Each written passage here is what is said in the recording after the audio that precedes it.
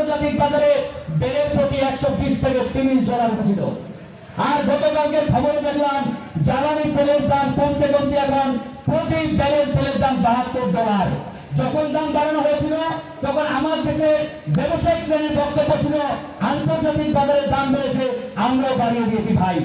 এখন আমরা তাদেরকে বলতে চাই বিশ্ব বাজারে দাম কমেছে, তোমরাও কমিয়ে দাও ভাই।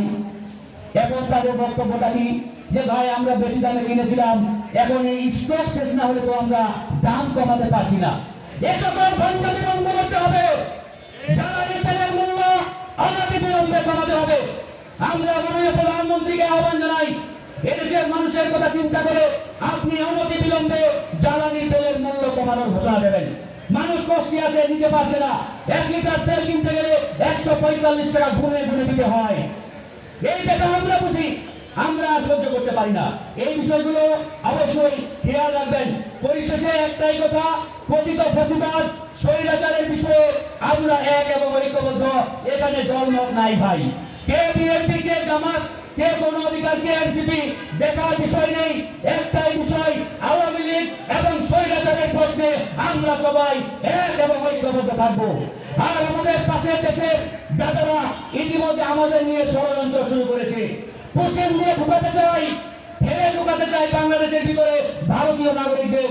আমরা স্পষ্ট হুঁশিয়ারি দিয়ে বলছি, এদেশের একটা দেশপ্রেমিক মানুষের রক্তে এক ফোঁটা রক্ত থাকতে ভারতের কোন নাগরিককে তোমরা বাংলাদেশে ঢুকাতে পারবা না। তোমরা যতই তোমাদের হাই কমিশনারকে মন্ত্রীর পদমর্যাদা দাও, প্রধানমন্ত্রী বানিয়ে দাও, ওই দলকে আর আমরা একটাই কথা বলবো, এই 56,000 বর্গ মাইল এলাকায় একমাত্র আধিপত্য চলবে বাংলাদেশের জনগণের। এই ল্যান্ড নিয়ে, ভূমি নিয়ে কেউ যদি চক্রান্ত করার চেষ্টা করে, আমরা বাংলাদেশপন্থী জনগণ ছেড়ে দেব না, ছাড় দিয়ে কথা বলবো না। এই বিষয়ে আমরা সতর্ক আছি, সজাগ আছি। ভালো থাকবেন। আমরা কথা বলছি, কথা বলে যাব। লড়াই শুরু হয়েছে, লড়াই চলবে। জুলাই গণঅভ্যুত্থান, জুলাই স্পিরিট, গণভোট এবং জুলাই সনদ বাস্তবায়ন না হওয়া পর্যন্ত ইনশাআল্লাহ আমরা আমাদের এই ভয় জারি রাখবো। আল্লাহ হাফেজ। আসসালামু আলাইকুম ওয়া রাহমাতুল্লাহ। এলডিএফ কর্তৃক আয়োজিত জুলাইয়ের 1 নদী রক্তের দাবিতে এই মুহূর্তে সংক্ষিপ্ত বক্তব্য রাখবেন অ্যাডভোকেট হেলালউদ্দিন, কেন্দ্রীয় কর্ম পরিষদ সদস্য, জামায়াতে ইসলাম। এই মুহূর্তে কথা বলবেন অ্যাডভোকেট হেলালউদ্দিন, কেন্দ্রীয় পরিষদ সদস্য, জামায়াতে ইসলাম।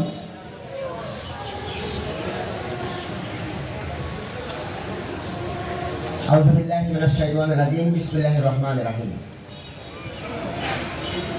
রাষ্ট্রীয় সংলাপ সংসদের উদ্যোগে আয়োজিত আজকের এই অনুষ্ঠানের সম্মানিত সভাপতি, উপস্থিত শহীদ পরিবারের সদস্যবৃন্দ, বিশেষ করে কয়েকজন শহীদের পিতা এখানে আছেন, সাংবাদিক বন্ধুগণ, আসসালামু আলাইকুম ওয়া রাহমাতুল্লাহি ওয়া বারাকাতুহু।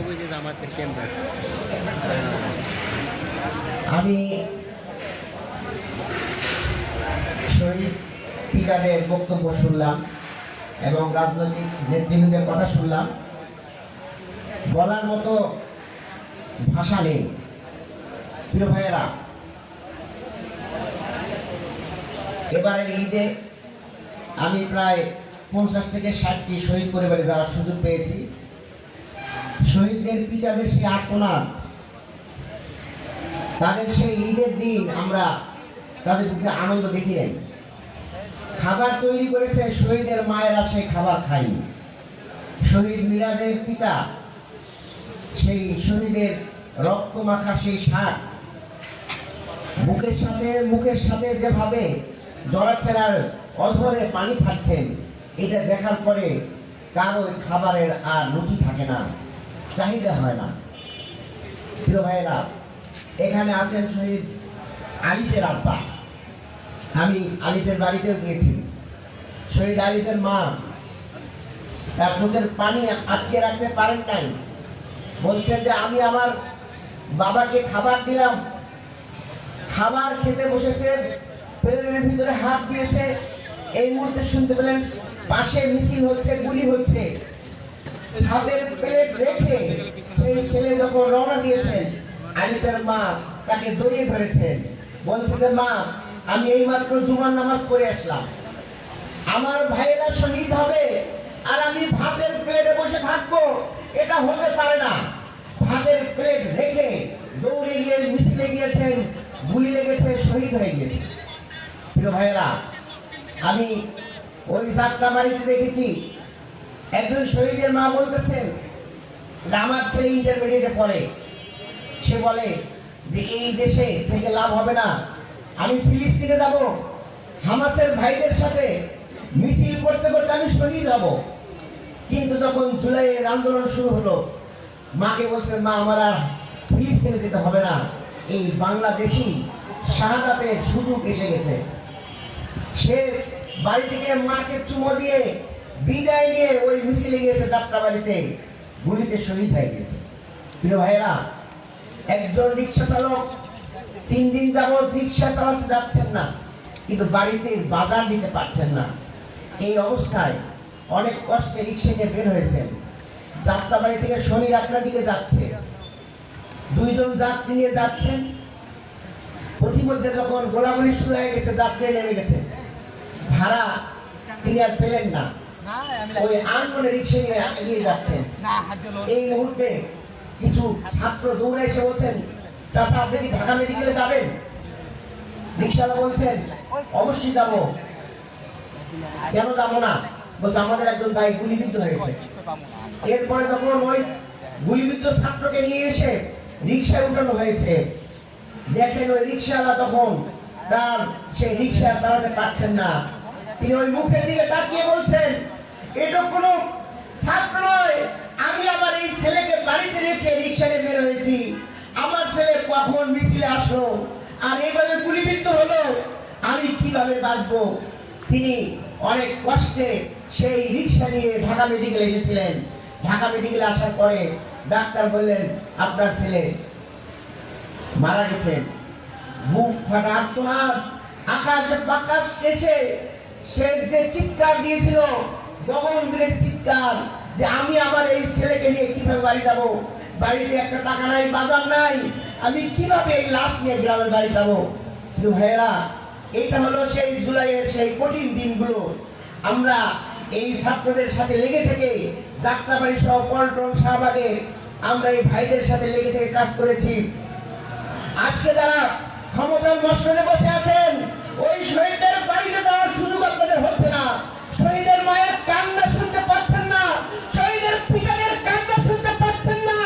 আজকে সংবিধান নিয়ে গবেষণা শুরু করেছেন, আজকে দুর্নীতি বন্ধ করছেন না, দুর্নীতির কমিটি আজকে গঠন করার সুযোগ হচ্ছে না। আজকে ইসলামী ব্যাংক আপনারা আবার তখন কথা বলেন, আপনি শিক্ষা মন্ত্রণালয়ের কথা বলেন, আপনার আইন শৃঙ্খলা কোনো খবর নাই।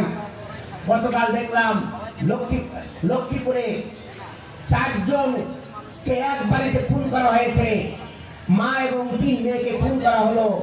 অসংখ্য জায়গায় খুন হচ্ছে, গাইবান্ধায় প্রকাশ্য দিবালোকে ছাত্র শিবিরের নেতাকে শহীদ করা হলো। এইভাবে খুনিরা একের পর এক মৌচাকে নিজেরা নিজেদের 2 গ্রুপে, যুব দল এবং স্বেচ্ছাসেবক দলের মধ্যে তারা সংঘর্ষ হয়ে একজনকে খুন করলো। এ সকলে খুনের কোনো জবাব স্বরাষ্ট্রমন্ত্রী দিচ্ছেন না, তিনি দিচ্ছেন অন্য কথা। আমরা তার এই সকল কথা শুনতে চাই না।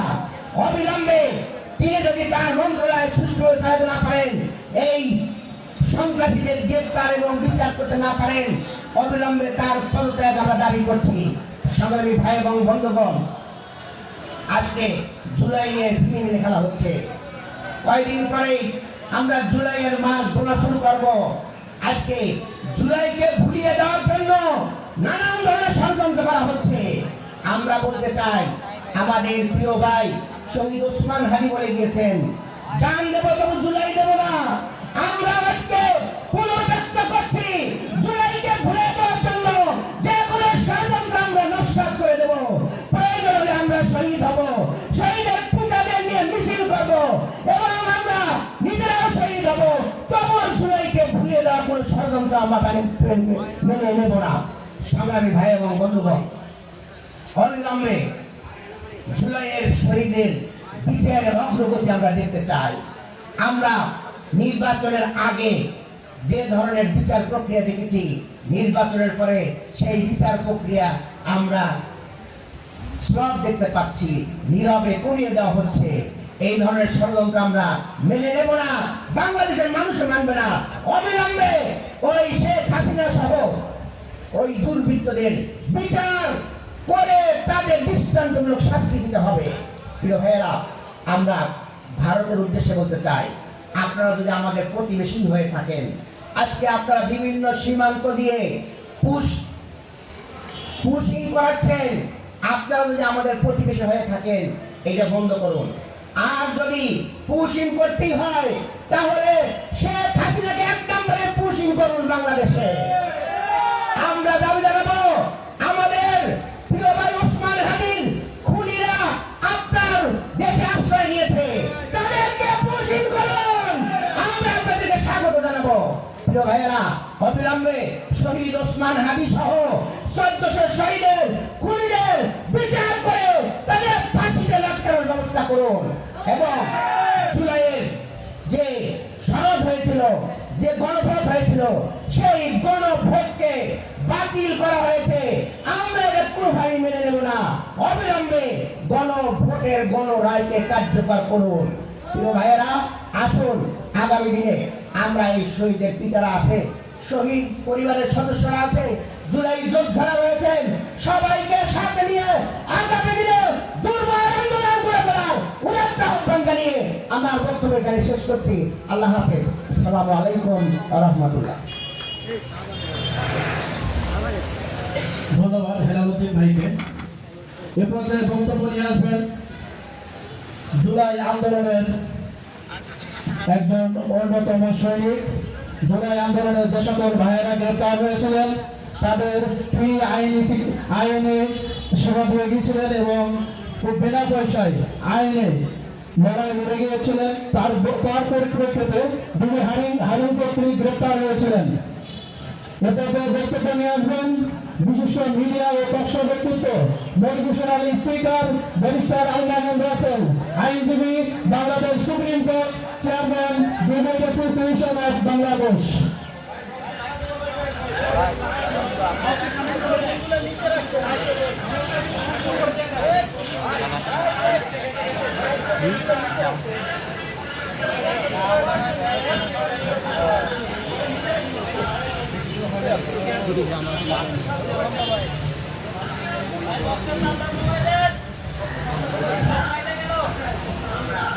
আসসালামু আলাইকুম ওয়া রাহমাতুল্লাহ। সবাই ভালো আছেন? আসলে যে পরিমাণ খাবার আমাদেরকে চারপাশ থেকে দেওয়া হচ্ছে, আমি খাওয়ার থেকে ভাবছিলাম যে খাওয়ার উপর সরকার আবার এমনিতে হচ্ছে মূল্য সংযোজন কর আছে 15%। এর উপর প্রোগ্রামে কোনো খাওয়ার বিতরণ হলে সেটার উপর কর বসায় কিনা। কারণ আমি আসার সময় মোবাইলে দেখতে পেলাম একজন এমপি যে 100 জনের বেশি দাওয়াত দিলে নাকি 1000 টাকা করে ট্যাক্স দিতে হবে। তো আমি ভাবছিলাম যে পরিমাণ খাবার আসছে, সামনে প্রোগ্রামে খাবার দেওয়ার ক্ষেত্রে একটা লিমিটেশন দিয়ে দিয়ে সরকার, যে এর বেশি যদি খাবার দেয় তাহলে প্রত্যেক খাবার প্রতি 1000-2000 টাকা ট্যাক্স দিতে হবে, নাকি কি বলে? যাক, যদিও ওনারা খাবারগুলো ওনাদেরকে ভালোবেসে সংগঠন, যেহেতু একটা সামাজিক সংগঠনকে ভালোবেসে বিভিন্ন জনের স্পন্সর করেছে, এই জন্য ওনারা খাবারগুলো দিয়েছেন, মেহমানদারি করেছেন এটা নিয়ে। কিন্তু সবচেয়ে বেশি কষ্ট করছে, আমরা তো চেয়ারে বসে আছি খুব আরাম করে, আমাদের ভাইরা যারা মিডিয়া ভাইরা ক্যামেরা নিয়ে দাঁড়িয়ে আছে, যারা এই এক চেয়ারে 2 জন বসে আছে, তারা সবচেয়ে বেশি কষ্ট করছে। এই পয়েন্টটা আমাদেরকে না করে তাদেরকে করলে মনে হয় সবচেয়ে বেশি ভালো হতো। দেখ, আমি আজকে রাষ্ট্র সংলাপ ফোরাম যে চমৎকার আয়োজন করেছে, এবং সামনে দেখতে পাচ্ছি লেখা আছে যে শহীদ হাদি ওসমান হাদির বিচার চাই। শহীদ ওসমান হাদির বিচার আমরা কি চাই? আমরা কি চাই? রামিসা হত্যা নিয়ে যেভাবে গণ আন্দোলন শুরু হয়েছিল, এই গণ আন্দোলনের মুখে আমাদের সরকার প্রধান বলতে বাধ্য হয়েছেন 1 মাসের মধ্যে উনি ফাঁসি কার্যকর করবেন।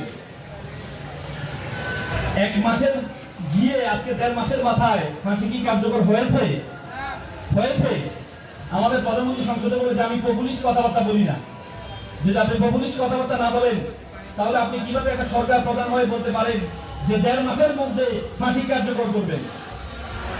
রামিসা হত্যাটা আমাদের কাছে দৃশ্যমান ছিল, অপরাধীকে দৃশ্যমান ছিল, ওসমান হাদির হত্যাকারীকে এটাও দৃশ্যমান আমাদের কাছে। কিন্তু সে ওসমান হাদির রামিসা 4 দিনের মাথায় চার্জশিট দিয়েছে, 20 দিনের মাথায় বিচার করেছে, কিন্তু আজকে 6 মাস হয়ে গেছে শহীদ ওসমান হাদি এখনো পর্যন্ত চার্জশিট পর্যন্ত দেওয়া হয় নাই। ওসমান হাদি কোনো একটা ব্যক্তি নয়, শহীদ ওসমান হাদি কোনো ব্যক্তি নয়, শহীদ ওসমান হাদি একটা রেভলিউশন, শহীদ ওসমান হাদি একটা সংগ্রাম, শহীদ ওসমান হাদি একটা চেতনা। আজকে যদি শহীদ ওসমান হাদির বিচার যদি না করতে পারি, তাহলে ইনকিলাব মঞ্চ পরাজিত হবে না, পুরো বাংলাদেশ পরাজিত হবে। আজকে আমরা এই সুন্দর আয়োজন থেকে ঢাকা বিশ্ববিদ্যালয় আন্দোলনের সুবিধার বলা হয় এই মধুর ক্যান্টিন। ওসমান হাদি আমাদের বিশ্ববিদ্যালয়ের ছোট ভাই, আমার হলের পাশের হলেই ছাত্র ছিল। সে ওসমান হাদির এখনো পর্যন্ত রাষ্ট্রের পক্ষ থেকে বিচারের ক্ষেত্রে ওনারা এত বেশি গাফিলতি করছেন, এখনো পর্যন্ত চার্জশিট পর্যন্ত দেন নাই। অথচ ভারতের সাথে যারা তার হত্যাকারী, তারা ভারতে গিয়ে তারা স্বীকার করেছে। মমতা ব্যানার্জি নিজেই বলেছে কে হত্যা করেছে। সুতরাং সকলেই তদন্ত, আপনি সিআইডি তদন্ত করছেন, তদন্ত কি দরকার? আপনি 6 মাস হয়ে গেছে এখনো পর্যন্ত চার্জশিট দিতে পারেন নাই। ভারতের সাথে আমাদের প্রত্যর্পণ নীতি আছে, সেই নীতির আলোকে 1 বছরের বেশি সাজাপ্রাপ্ত অথবা বিচারিক কর্মকাণ্ডে 1 বছরের অধিক অপরাধে যদি কেউ অপরাধী হয়, তাহলে তাকে দিতে সরকার বাধ্য থাকবে। কিন্তু এখনো পর্যন্ত তাদেরকে আমাদের কাছে প্রত্যর্পণ করে নাই। তারা কুশিন করছে 99 লক্ষ পশ্চিমবঙ্গ থেকে, আসাম থেকে হেমন্ত সে 22 লক্ষকে পাঠিয়ে দিচ্ছে। বললো যে তাদের বাবা মা, তাদের দাদারা নাকি বাংলাদেশে জন্মগ্রহণ করেছে। যিনি প্রধানমন্ত্রী পশ্চিমবঙ্গের, ওনার মা কোন দেশে জন্মগ্রহণ করেছে? যদি পুশিং করতে হয় বাবা মা বাংলাদেশে জন্মগ্রহণ করার কারণে, তাহলে প্রথমে পুশিং করতে হবে সুরেন্দ্রকে বাংলাদেশে বাড়িতে হবে। আপনারা আমাদেরকে নীতি দেখান। আজকে সরকারের পক্ষ থেকে আমাদের একজন মন্ত্রী, আমাদের সরকারি দলের মহাসচিব, তিনি বলেছেন 3 মাসে আওয়ামী লীগ 15 বছরে যত উন্নয়ন করে নাই, 3 মাসে নাকি ওনারা তার চেয়ে বেশি উন্নয়ন করেছেন। আচ্ছা, উন্নয়ন কার ভাষা? উন্নয়ন স্বৈর শাসকের ভাষা। যারা স্বৈর শাসক হতে চায়, যারা স্বৈর শাসক ছিল, উন্নয়ন হচ্ছে তাদের ভাষা। শেখ হাসিনা আমাদের উন্নয়ন দেখাইতো, বলেছে উন্নয়ন করছি, ভোটার অধিকার দরকার নেই, উন্নয়ন করছি, কোনো বিচার দরকার নেই। এই সরকার আমাদেরকে এখন উন্নয়ন দেখাচ্ছে। এই সরকার সংস্কারকে বাদ দিয়ে দিলেন, কোনো শব্দ সংস্কার বলতে কোনো শব্দ রাখলেন না। একটু আগে আমাদের এনসিপি একজন নেত্রী বলেছেন সরকার সংস্কার শব্দটা বাদ দিয়েছেন। আমি বলি সরকার 2টা কাজ করছেন। একটা হচ্ছে সংলাপ শব্দটা বাদ দিচ্ছেন, সংস্কার শব্দটা বাদ দিচ্ছেন, সাথে সাথে বিরোধী দল ব্যর্থ, এটাকে মানুষের সামনে এস্টাবলিশমেন্ট করার চেষ্টা করছেন। ওনারা বলছেন বিরোধী দল নাকি অক্ষম। আমার একটা গল্প মনে পড়ে গেল।